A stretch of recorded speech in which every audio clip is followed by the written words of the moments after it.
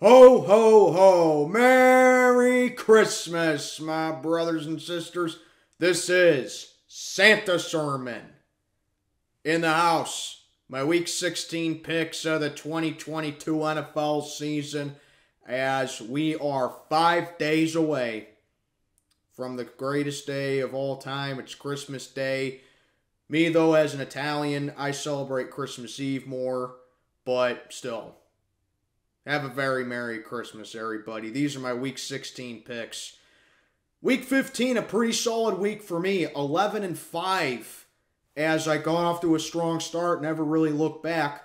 Couple of games I wish I could have had back, but I'm not complaining. 11-5 for Week 15, a pretty good week for me as a clinching scenario for me. If I have a winning week this week in my tournament, I clinch a playoff spot. So yeah, I'm one of them guys that all I need to do is just win 9 games this week, and I clinch a playoff spot. So let's get on to it. I'm determined to have another solid week. I've been on a roll since week 6. Ever since I moved into this condo, I have been on a roll with my picks. I just need one more winning week, and I'm in the playoffs. But yeah, week 16 picks as we take a look at my biggest winners and losers for Week 15. This week was an absolutely no doubt about it on who I'm entering for this week. My biggest winner this week, undeniably, the Minnesota Vikings. When you rally down 33-0 to the Indianapolis Colts and you complete the largest comeback in NFL history, a 39-36 win, you deserve to be a playoff team, and you deserve to go down and lure and clinch your division. The Minnesota Vikings, an unbelievable comeback. Like, I was watching the game in my family room, and when it was 33-0 at halftime, I actually turned the game off and I went grocery shopping. And, it's just, you ever watch a game where a team's getting blown out, and you think to yourself, well, this game's over. That's exactly what I thought. I went shopping for about an hour, got back to my condo, turned the TV back on, and I saw the game was tied. I'm thinking to myself, what on God's green earth did I just miss? And KJ Osborne and Justin Jefferson had dynamic games in that game.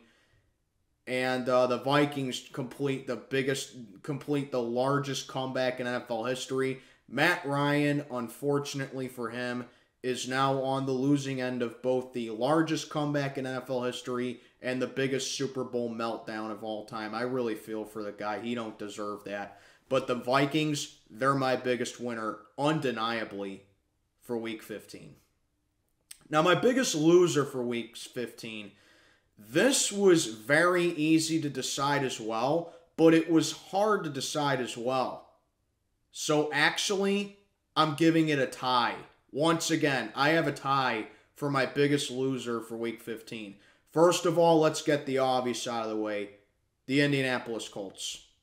You're up 33-0. You blow it to the Vikings, and you lose 39-36. Biggest meltdown in NFL history. And I got to tell you, Jeff Saturday, he should be the first interim coach that should be fired. He shouldn't even be allowed back on the team playing. That's how chokes happen. You get way too conservative. You have to finish off your opponent. No ifs, ands, or buts about it. Because apparently a 33-point lead ain't safe nowadays. It don't matter what the score is. You got to finish off your opponent, especially knowing who your opponent is. The Vikings have an offense that's more than capable of lighting up a scoreboard. You have to be aggressive for the entire game. And Jeff Saturday just absolutely lost that game for the Vikings, or for the Colts, rather. Just an unbelievable... I can't believe Indy lost that game. I really can't believe they lost that game. And it's not like their offense came to life in that game. Majority of the Colts' points came from special teams and defense. I think they had, 2 pick sixes on Kirk Cousins? And then a special teams touchdown? Like, Indy didn't really play great offensively. It was the special teams and defense. So yeah, Indy, you're number one for the biggest loser this week. Now, the other candidate that I have for biggest loser this week, it took place in Allegiant Stadium in Las Vegas between the Patriots and the Raiders. And the game was tied at 24. And Bill Belichick is supposed to be the greatest head coach of all time. So the Patriots have the ball, and common sense would say, yeah, just kneel it down and take your chances in overtime, right? Well, let's play the clip and find out what they did. Mac Hollins out on defense. He's all the way back. Stevenson is anyone going to is inside the 30, flips it back. Stanford band nowhere in sight. Uh-oh. It's picked off. Uh-oh. Oh, no. Unbelievable. Oh, wow. Incredible. Chandler Jones takes it in and wins the game for the Raiders. I cannot believe they actually did that. Like, what was Jacoby Myers thinking? Like, he lateraled it right to him. That is seriously, that has to be the most embarrassing way to lose a game that I've ever seen in my life. In any sport. For real. It's definitely in the top 5. It really is. I cannot believe that happened. Wow, man. So, yeah. Biggest loser is a tie between the Colts and the Patriots this week. Just unbelievable. But, yeah, that'll do it. And let's get on to further analysis with my picks as, again, if you are wondering, all you need for your spread predictions is just a score prediction for that. Otherwise, I just take your picks as general. So, let's go on to it. These are my Week 16 picks of the 2022 NFL season. Let's get on to it. Kicking things off, I believe this is the final Thursday night game of the season, as we got the Jacksonville Jaguars and the New York Jets in MetLife. Believe it or not, there are playoff implications for this game.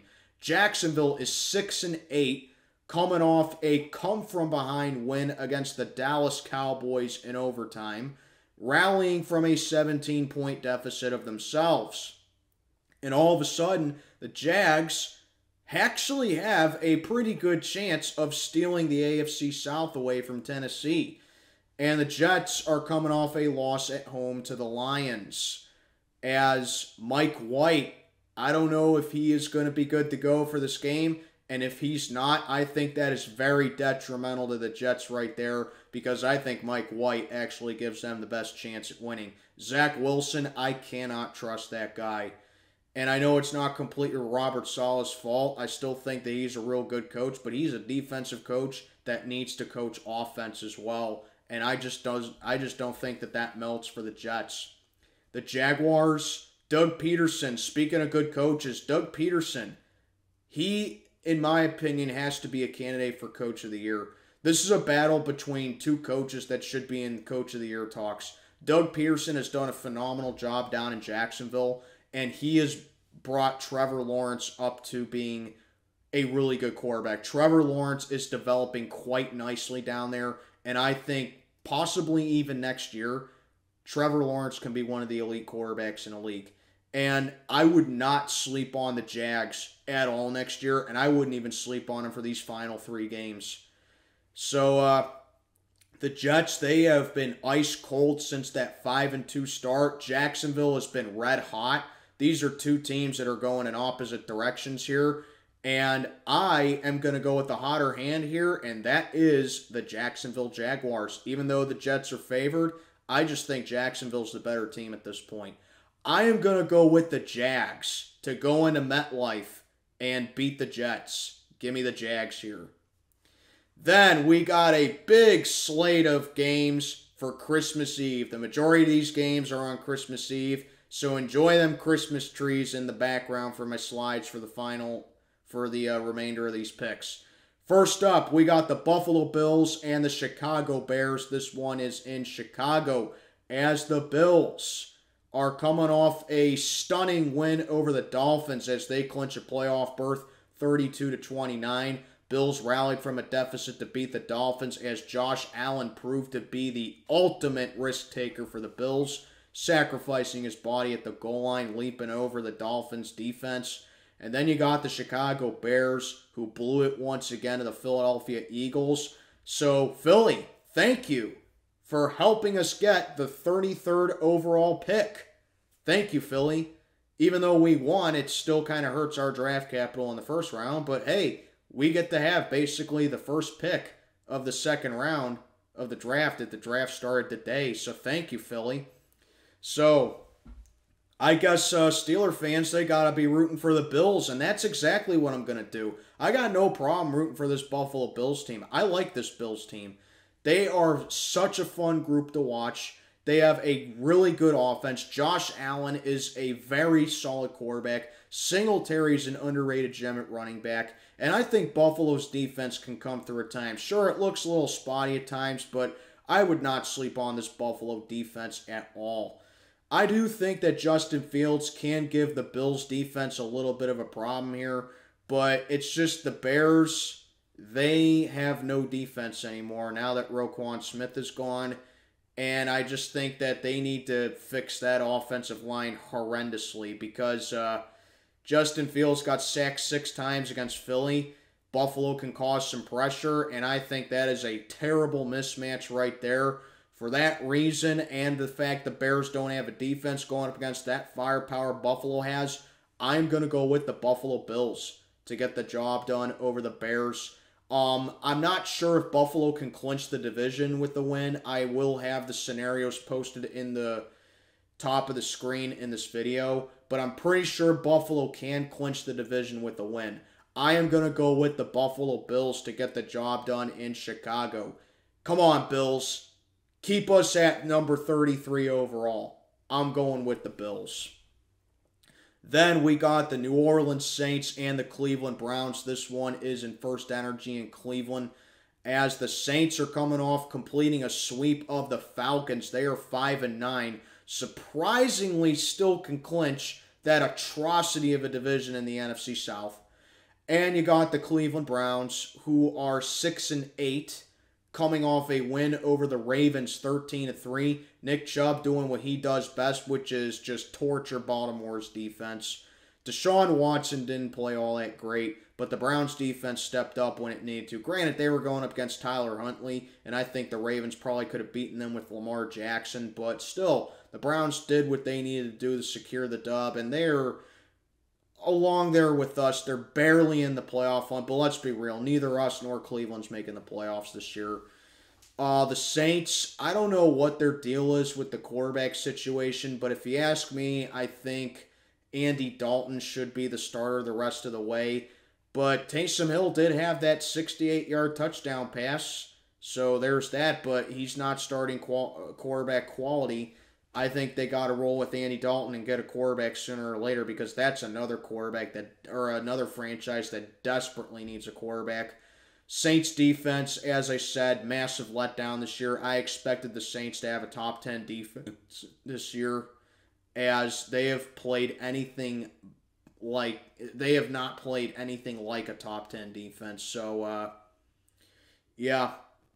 I'm honestly kind of torn for this game because Andy Dalton does have a good resume at beating the Cleveland Browns when he was with the Cincinnati Bengals. But I just don't know if I can fully trust New Orleans' defense, especially the way after they let the Falcons run all over them. And now they got to go up against one of the best running backs in the league in Nick Chubb. I'm torn on this one, so when in doubt, go home team. That's what I'm going to do here. I'm going with the Cleveland Browns to get the job done over the Saints. So give me the Browns to make it 2 in a row. Okay, we got, in my opinion, a trap game. The Houston Texans and the Tennessee Titans down in Nashville. The Texans are coming off losing in overtime. Yes, you heard that right. Losing in overtime to Kansas City. The Texans nearly beat the Chiefs. That's back-to-back weeks Houston has put up fights against legit opponents in Kansas City and Dallas in back-to-back weeks. They're still 1-12-1, the worst team in the league. And I think with another loss, they secure the first overall pick. But still, the Texans, they nearly beat two of the best teams in the league. So there's the thing with the Texans. Tennessee has lost 4 straight. Their lead in the AFC South is down to a game, as they now barely lead Jacksonville by a game. And the funny thing is, the Jags actually have the tiebreaker over the Titans because the Jags beat Tennessee earlier in the season. So the Titans, their room for error is rapidly diminishing. And another solid game wasted for Derrick Henry because the Titans do what they do best, which is not be able to close out games. So that's number 1 for Tennessee. Number 2, Ryan Tannehill is not 100%. He's been playing with an aggravated ankle injury, as Mike Vrabel said, and he anticipates Tannehill to play through the pain again, but that does not end well. Houston's defense has played very tough lately, and with them having to go up against Ryan Tannehill with a bum leg, I just think that that's going to be a really big concern for Tennessee there. You got to admire the way the Texans have been playing too. I mean, this game just screams trap game in my opinion. You can't fully trust the Titans. They're just not a clutch team. They benefit from a soft division. And honestly, I don't even know if it's for sure that Tennessee can even win the division now. The Titans are just imploding at the wrong time. The absolute worst time, rather. So, this one here, it does seem like a gimme because I know that Derrick Henry always has great runs against the Texans. But I gotta tell you, I'm admiring the way the Texans have been playing in back-to-back weeks. I mean, they were 17-point underdogs against Dallas and 14-point underdogs against Kansas City. And they had very good games against both them teams. Now going against the Titans. So, I know what you're thinking. You can't possibly think that Sermon's going to sit down here and say the Texans pull off the upset of the season, right? Well, guess what? That's exactly what I'm doing. This is my upset of the week. I am going to go with the Houston Texans to go to Nashville and stun the Titans. I just do not like the way the Titans are playing right now. I think Ryan Tannehill on a bum leg is going to be very detrimental to Tennessee. And if he goes out, they're going to have to rely on Malik Willis. That will not end well for Tennessee. I think they're going to overlook the Texans here. I think Houston's going to continue to fight hard. And I think this is the time the Texans pull off a W. So yeah, man, I don't know. I'm smoking weed. I'm on drugs. I don't know what I'm thinking. But I just have this gut feeling that the Houston Texans somehow, some way are going to go to Nashville and beat the Titans on Christmas Eve. I am going with the Houston Texans. Then we got the Seattle Seahawks and the Kansas City Chiefs in Arrowhead, as the Seahawks are coming off a Thursday night loss to the 49ers. They are pretty much done. They're 7-7. They had the division lead for a good portion of the season, but now they can't clinch it. And the way I see it, the Seahawks need to win out in order for them to make the playoffs. I mean, their room for error is pretty much gone. They can't afford to lose another game. And it's just not an easy task because they got to go to Kansas City to play the Chiefs, who are 11-3. They've clinched the AFC West again with that overtime win against Houston. I don't know how that game went to overtime, but whatever, man. And we all know Patrick Mahomes, he just does not lose in the month of December unless he's playing the Bengals, I guess. But, yeah, the Chiefs, it's never easy to beat them at Arrowhead. And there's literally no doubt in my mind that the Chiefs can go ahead and knock off the Seahawks. I am going to go with Kansas City to get the job done over the Seahawks as the Chiefs continue to extend that lead and they continue to fight for a number one. If I was a Chiefs fan, I would be rooting for the Bears like crazy this week, even though Chicago's probably not going to beat them. But I am going to go with the Kansas City Chiefs to get the job done over Seattle. Then we got the New York Giants and the Minnesota Vikings. This one is up in Minneapolis. Giants coming off a win over Washington 20-12. A lot of controversy on that last play as the Giants got away with pass interference, but still, Kayvon Thibodeau played out of his mind. That guy is just everywhere on the field, and I think the Giants have a young stud in him. Saquon Barkley went off once again, and the Giants, a very important win for them. They're 8-5-1 on the year, and they are now the 6th seed, I believe, in the NFC, as they absolutely needed to win that game, and they did. So props to the Giants for getting the job done there.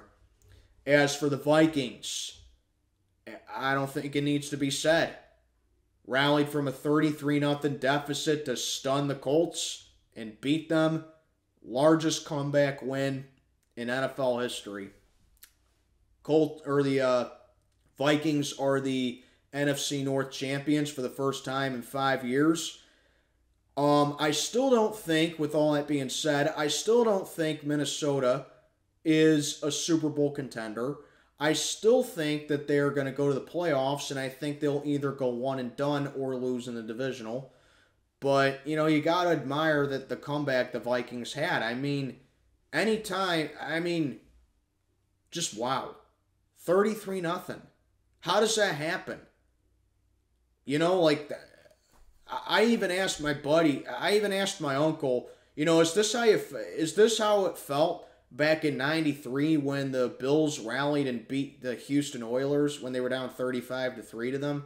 And he said it's quite a similar feeling, But, Minnesota, they are riding high off that win. The Giants are riding high off a win, too. I'm honestly a little bit torn about this game, but I think I'm going to go with the Vikings on this one. I think their offense is just too much for the Giants to handle. We don't know if their defense is going to be able to stand up against the three-headed beast that the Vikings have, which is KJ Osborne, Justin Jefferson, and Dalvin Cook. I don't know if the Giants are going to be able to stand up to that challenge. I think that Saquon Barkley can have another solid game. I think that's the best chance the Giants have at winning this game, is getting Saquon Barkley involved. But in the end, I just think Minnesota has too much firepower, and I think they get the job done over the Giants here. So give me Minnesota to get the job done. Plus, I think the Vikings are going to do everything they can to make sure San Francisco stays below them. So I'm going to go with the Vikings on this one. Then we got the Cincinnati Bengals and the New England Patriots in Foxborough, as the Bengals rallied from a 17-0 deficit. Another 17-point deficit. That's the third 17-point deficit that a team has rallied from in Week 15.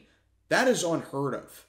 But anyway, the Bengals rallied from a 17-0 deficit against New England's old quarterback in Tom Brady and beat the Bucs 34-23 down in Tampa Bay to hand Tom Brady his first career loss when he was up by at least 17 points.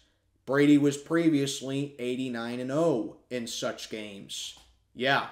So the Cincinnati Bengals are 10-4, leading the AFC North. Then you got the New England Patriots, as, like I said at the beginning of the video, lost in probably the most embarrassing way that I've ever seen in my life. And I've seen some pretty humiliating L's. So the Patriots, they're pretty much done. The Chargers took over their spot. Miami's ahead of them now. They got to play the Dolphins again. We all know they can't beat Miami. The Patriots are done. I don't see them making the playoffs. Mac Jones is just really bad. I don't see him being the starter for New England in the long-term future. So the Patriots, yeah, that loss may have well just eliminated them from playoff contention. The Bengals, I mean, they're blazing hot. They're 10-2 since starting the season, 0-2. I think they've won 6 in a row. Have not lost since Halloween when they lost to the Browns. So it's just two teams that are going in opposite directions again. I think the only way the Patriots can win this game is if their defense steps up and if they run the ball here, because they got to keep the ball out of Mac Jones' hands. Bengals can beat you in so many ways, and their defense showed it, forcing 4 turnovers against the Buccaneers. Joe Burrow threw 4 touchdown passes. He didn't really play amazing. I mean, yeah, he threw 4 touchdowns, but he only had 200 yards passing. He didn't play amazing, but he played well enough to win, obviously. Just took advantage of the mistakes that the Bucs made. I think the Bengals defense won that game more than the Bengals offense won it. But regardless, I am going to go with the Bengals, and not only am I going to take the Bengals, but I'm locking them up this week. That's right, I'm going with the Bengals on this one. They're, like I said, they're red hot. The Patriots, I think that loss just deflated them, no pun intended. But I think that loss just pretty much ends New England's season there. And I think that they just have to take a hard look at themselves this offseason, and Belichick should honestly retire. He really should. He's been figured out. I'm going with the Cincinnati Bengals to beat the Patriots. Then we got the Detroit Lions and the Carolina Panthers down in Charlotte. The Lions, all of a sudden, are 7-7, second place in the NFC North, and they are barely out of the playoff picture in the NFC. Meanwhile, you got the Carolina Panthers, who lost to us at home, and they're 5-9, and they honestly statistically have the best chance at winning the NFC South. But you take a look at what the Lions are doing with Dan Campbell. They've won 6 out of their last 7, and they're back at 500 at 7-7. The Lions are playing some really good football. The best football I've seen them play probably since 2014. This Lions team is going to be a really tough team to beat if they make the playoffs. I'm telling you, people are underestimating the Lions.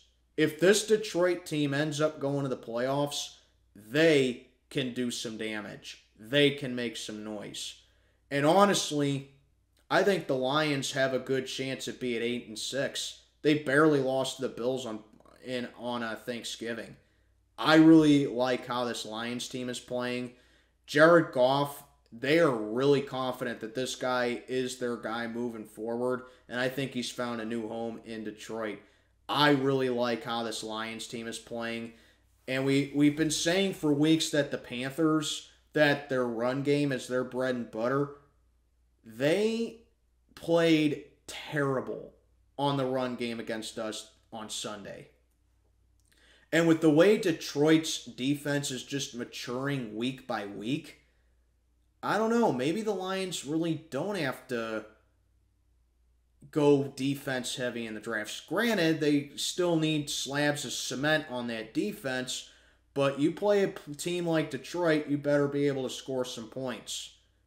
Panthers, they just don't seem to strike me as that kind of team, which is why I'm going to go with the Lions to get over 500.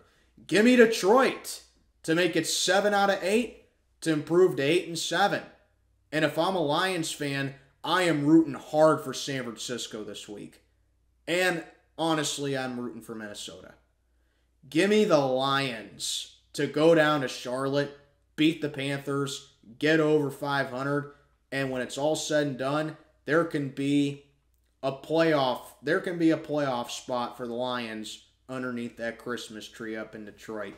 I am going with the Lions to beat the Panthers. Then we got the Atlanta Falcons and the Baltimore Ravens in Baltimore. Falcons losing to the Saints 21-18 despite a good rushing game from their, I think it's their rookie running back if I'm not mistaken. And Desmond Ridder had his first NFL start, looked like a rookie as expected. The Ravens losing to the Cleveland Browns 13-3. The Ravens are 9-5, currently the number 5 seed in the AFC, but I got to tell you, despite a good game from J.K. Dobbins, it just goes to show you the Ravens, they need Lamar Jackson more than ever now. if they are even going to think about the playoffs. Even if Baltimore makes the playoffs, I really don't see them going far. This is just not a Super Bowl team. I mean, they got a suspect pass defense. Their secondary can cause turnovers, but their defense as a whole is just very suspect. They got a gimmicky offense. Lamar Jackson can't stay healthy, and they got to give the ball to J.K. Dobbins. I don't see the Ravens going very far if they make it to the playoffs. But let's be honest, Atlanta's pass defense is awful. I think there's a chance Lamar can come in this game if he is still going to be out 3 weeks until he plays us in Week 17. I don't know. But I got to tell you, if the Ravens are going to win, just keep feeding the ball to J.K. Dobbins. And I think Tyler Huntley has to pretty much mimic Lamar Jackson in this game. Whatever the case is, I don't trust the Falcons. I'm going to go with the Baltimore Ravens to beat the Falcons. Ravens usually have good luck playing the NFC, so I'm going to go with the Ravens to beat the Falcons here. Later slate of games on Christmas Eve. We got the Washington Commanders at the San Francisco 49ers in San Francisco. As the Commanders are coming off a 20-12 loss at home to the Giants, they're still the 7th seed in the NFC, but it is hanging by a thread at this point. I would be rooting hard for the Panthers if I was a Commanders fan this week.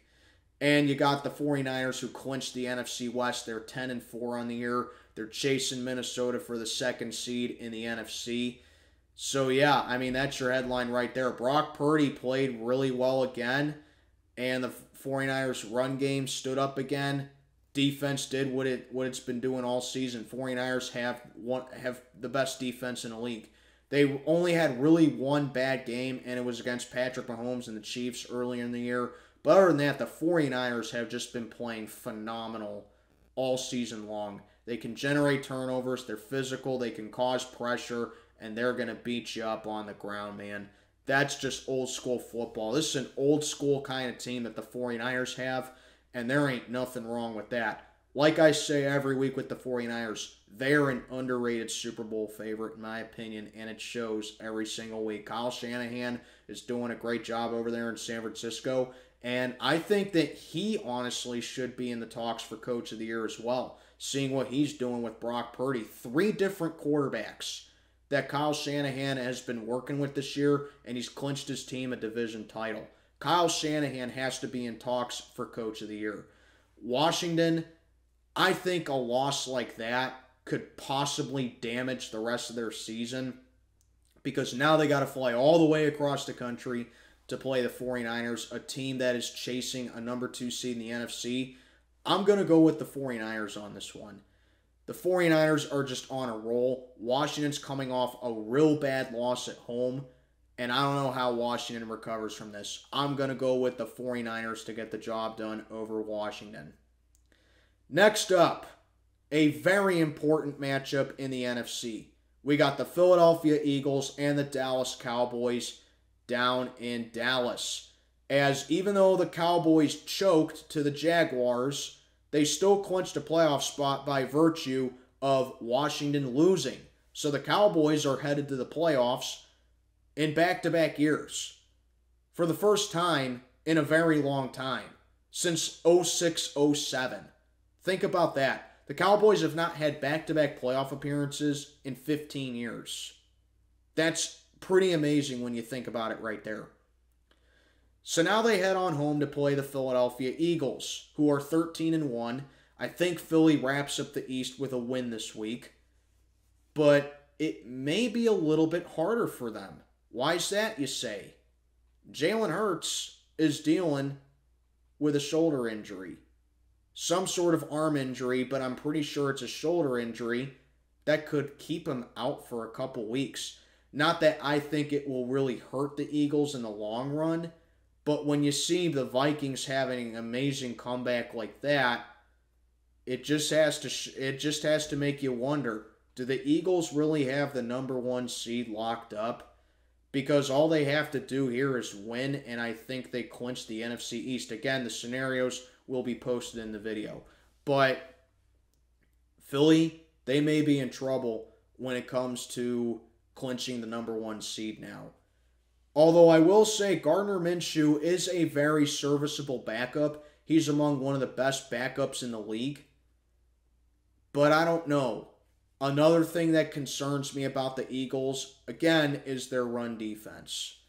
And now they got to go up against Ezekiel Elliott and Tony Pollard. A 1-2 punch for the Cowboys. You know, after a loss like that, I'm not sure if I can really trust Dallas for the rest of the way. Because while I do think that the Cowboys have the firepower to beat Philly's offense, and I do think they have the firepower to make, and they have the physicality on defense to catch Gardner Minshew off guard and take advantage of Jalen Hurts not being in there. I don't know if Philly can really go the distance with Gardner Minshew, because we knew that Doug Peterson could do that, but now you got Nick Sirianni. We don't know if he has that same kind of pedigree. The Cowboys are favored by 2 in this game, and the Eagles have not won in Dallas, I believe, since 2017. So, I am actually going to go with the Dallas Cowboys. I think Dallas avoids the sweep here. I think they handle business against Philly. I think they take advantage of the fact that Jalen Hurts probably won't be playing in this game. I might change this pick, but for right now, I'm going to go with the Cowboys. I mean, sure, Miles Sanders is still there, and the Eagles still have really good weapons in order for Gardner Minshew to succeed. But for right now, I'm going to go with the Dallas Cowboys to beat the Philadelphia Eagles. Give me the Cowboys. Well. 50 years ago on Friday, okay, it won't be on Saturday, but 50 years ago on Friday, one of the most iconic moments in NFL history happened between the Oakland Raiders and the Pittsburgh Steelers at Old Three River Stadium, when Franco Harris caught a pass that was deflected off of Lynn Swann, or not Lynn Swann, it was deflected off of Frenchie Fuqua, and to this day, it's still talked about if Franco Harris did make that catch and take it for a touchdown for the Pittsburgh Steelers to win their first ever playoff game. Well, 50 years later, it still remains one of the most iconic moments in NFL history, as the Las Vegas Raiders take on the Pittsburgh Steelers at Acrisure Stadium, but in the background you can see it's Old Three River Stadium, just to honor it. The Steelers will be wearing their 70s throwback uniforms in this game, as it looks to be hot tub time machine between these two. These two had a huge rivalry back in the 70s, and you gotta figure that animosity is still going to be there.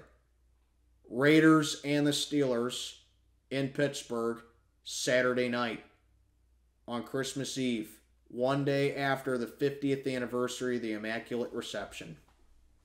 What to say for this game? Raiders coming off a win over the Patriots at home in one of the most unbelievable plays I've ever seen in my life. Jacoby Myers literally lateraled it right to Chandler Jones, and he took it for a touchdown to beat the Patriots. Raiders also got away with a touchdown that should not have been a touchdown, but you know what? I ain't complaining about it. That is karma for the Tuck rule. So now Patriot fans get to whine about Raiders fans. The roles have been reversed. But granted, Vegas is 6-8.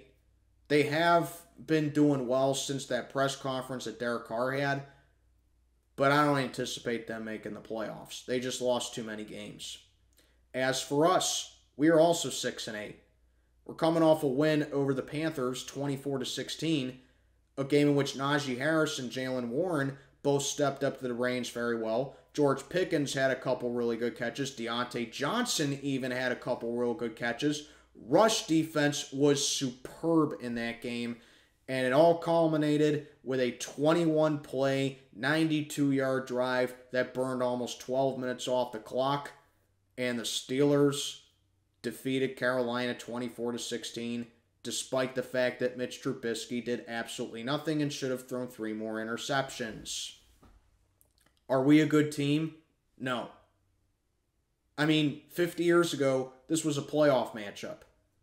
And 50 years later, it's 2 teams that are barely in the playoff hunt, and 1 loss eliminates these 2 teams essentially. So, how times have changed, I guess.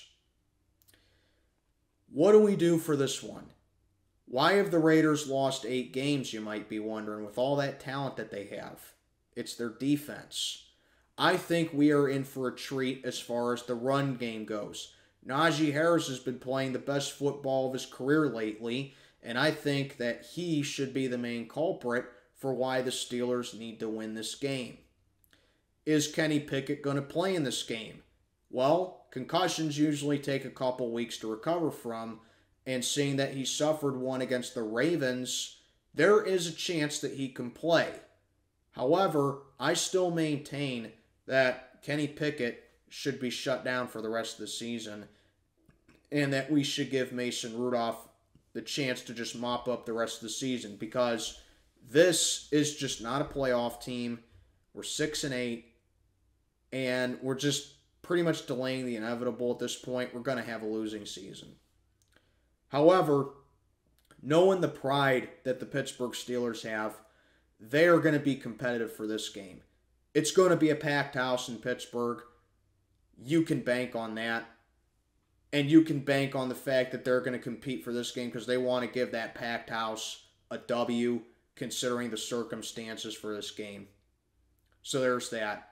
However, as good as our rush defense is, they have their hands full this week, as Josh Jacobs all season has been the main catalyst of Vegas' offense. When they give the ball to Josh Jacobs over 20 times, good things happen. That guy is more than capable of bursting through for 100 yards on the ground. And I think that is going to be the biggest problem for the Pittsburgh Steelers. I'm going to cover more of this in my preview later this week. So in order for us to win this game, we have to fight fire with fire. We have to play Najee Harris in this game and have him have a big game. Jaylen Warren has to piggyback off of his solid week as well. And the rush defense has to be at an all-time high here because they got to go up against Josh Jacobs. Plain and simple. And this rush defense this year is so inconsistent. And I don't know how they're going to be able to handle Josh Jacobs. I'm pretty sure that we can hold our own against Devontae Adams. Maybe Hunter Renfrow. But that is to be determined. My main worry is Josh Jacobs. So, all that being said, who do I have winning this one? Well, there's a couple things here. Mike Tomlin has a good track record of playing primetime games, especially at home. However, he does not have a good track record of playing the Raiders. As a head coach, Mike Tomlin has only beaten the Raiders twice. He's only beaten the Raiders twice. 2010, a 35-3 win over them. And then 2015, that crazy game where we beat them in overtime. He's only beaten the Raiders twice. And you can maybe say that Big Ben had trouble against the Raiders as well, but who's more at fault with that? Was it Big Ben or is it Tomlin that struggled against them? We'll find out Saturday. So, with this matchup here, this is going to be probably the last time that I'm going to roll with my guys to win. I simply don't trust the Raiders. I really don't. They had that win, but they had no business winning it. If the Patriots had any football sense at all, they would have kneeled it, and they probably could have beaten them in overtime. But, you know, the Patriots are just nothing without Tom Brady. Us, on the other hand, I think that we have a little bit more momentum we have won, let's see, we were 2-6 at the bye, and now we're 6-8. So since the bye week, we're 4-2. We're playing we're playing better football since the bye, but we're still not a good team. We just are finding ways to win. And I think this is just going to be a circumstantial win here because we know the Steelers are going to want to win it for the fans, especially on Christmas Eve. And when it's the day after the Immaculate Reception. And we're retiring Franco Harris's number. I'm going to go with the Steelers. We're currently favored by 2.5 in this game. And I think I'll take that 2.5. This is my cover of the week. 21-18. I'm going to take the Steelers for this one. Give me Pittsburgh. Probably for the last time this season. Then we got Christmas Day. First up, we got the Green Bay Packers and the Miami Dolphins down in Miami. So, Christmas in summer, it looks like, as the Packers play the Dolphins. The Packers played on Christmas last year, and they got a win over the Cleveland Browns. And they're coming off a Monday night win against the Rams. But this is far from the same Packers team that was from last year. Their defense stood up against the likes of Baker Mayfield. Now they got to go up against the likes of Tua Tagovailoa. I know Miami's on a little bit of a slump, but the Dolphins are still in really good position to make the playoffs because they have played well all season and Tua Tagovailoa has played at an MVP-type level. Jalen Waddle and Tyreek Hill, enough said. I think that's going to be way too much for Green Bay's defense to handle here. This is kind of another easy one. The Packers have nothing else to play for at this point. And I think that we see them drop a losing season. I think Miami's going to want to keep continuing to fight for that playoff spot.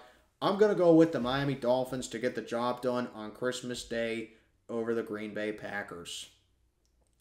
Well, we sure do get a big lump of coal on Christmas Day as we got the Denver Broncos and the Los Angeles Rams in SoFi Stadium. You know what? I think playing with coal would actually be more fun than watching this game.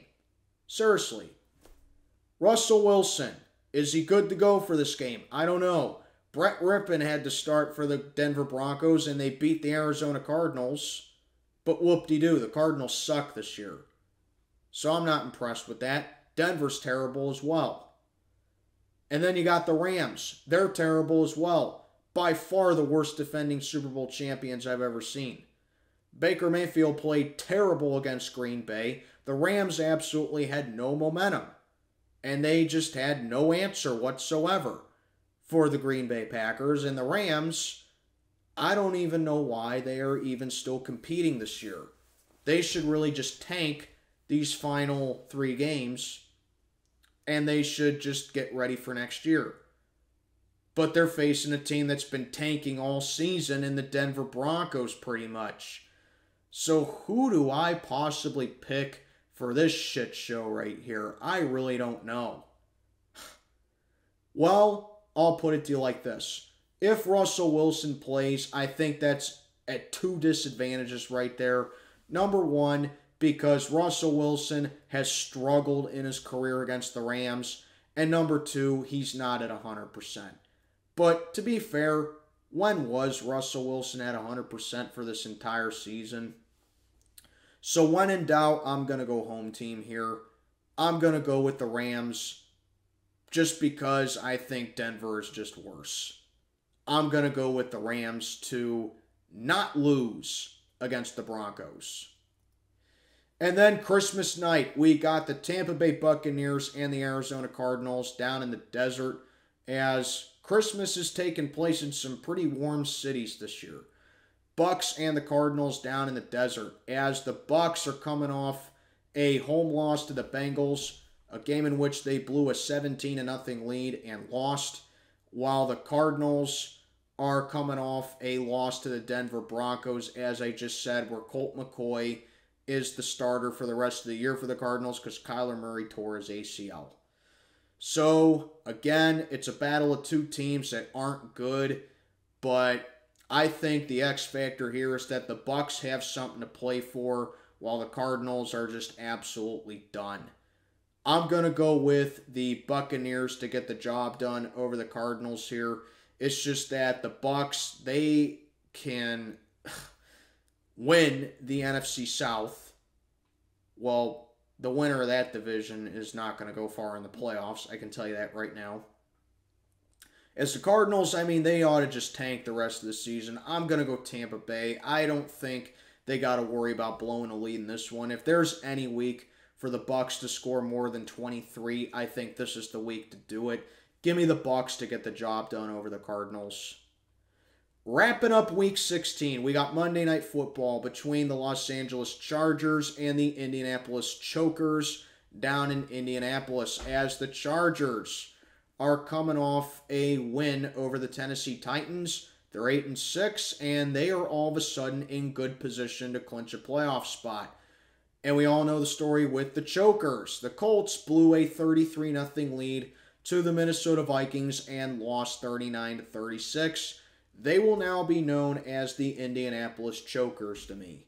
So, what to say for this one? Well, I think all you have to do is have Indy get off to a big lead and just have them play prevent and conservative the rest of the game. If anything, I think the Colts can choke in back-to-back weeks. Why is that? Because the Chargers have had some kind of knack for come-from-behind wins this year. I think in 6 out of their 8 wins or something like that, the Chargers have rallied and won. So I think it's actually in their best interest that they get in a deficit in this game and they allow the Colts to blow it again. I'm dead serious. But in all honesty, the Chargers are in good position to make the playoffs. I love the way Austin Eckler's playing. They're starting to get a little bit more healthy. And I have just lost all respect for the Colts after that debacle. I'm going to go with the Chargers to get the job done over the Colts here in order for LA to continue their push for the playoffs. So give me the Chargers to get the job done over the Colts. And that'll do it, my boys and girls. Hope you're all good this year. And those are my Week 16 picks. And with all sincerity, though, I wish yous all a very Merry Christmas, Happy Holidays, be safe, and enjoy it with the ones that you love and enjoy it with your family. I know I will. Merry Christmas and stay blessed, everybody. Happy birthday, Jesus. This is Steel Sermon checking on out for the night. May God be with you all. Ho, ho, ho.